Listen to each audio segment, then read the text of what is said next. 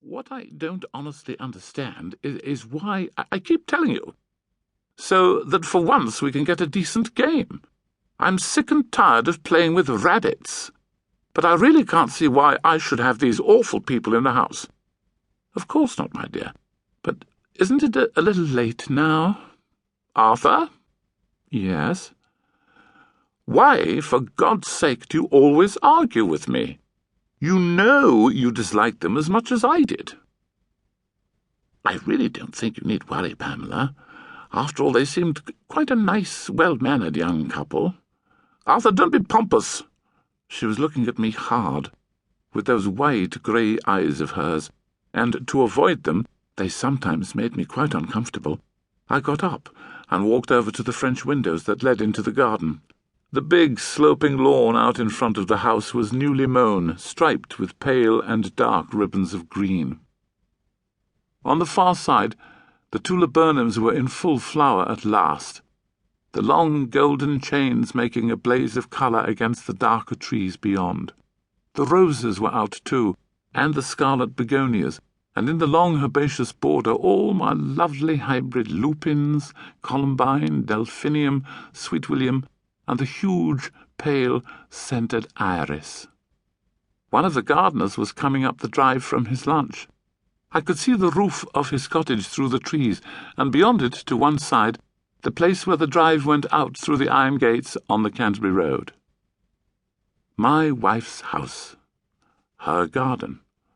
How beautiful it all was. How peaceful.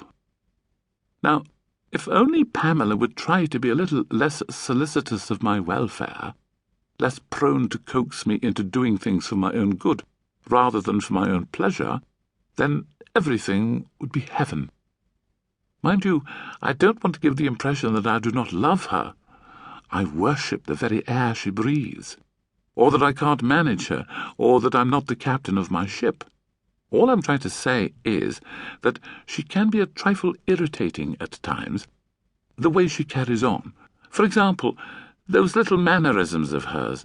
I do wish she would drop them all, especially the way she has of pointing a finger at me to emphasize a phrase. You must remember that I'm a man who is built rather small, and a gesture like this, when used to excess by a person like my wife, is apt to intimidate. I sometimes find it difficult to convince myself that she's not an overbearing woman. "Arthur," she called, "come here." "What?" "I've just had the most marvellous idea. Come here." I turned and went over to where she was lying on the sofa. "Look," she said, "do you want to have some fun?" "What sort of fun?" "With the Snapes." "Who are the Snapes?" "Come on," she said, "wake up. Henry and Sally Snape, our weekend guests." "Well?"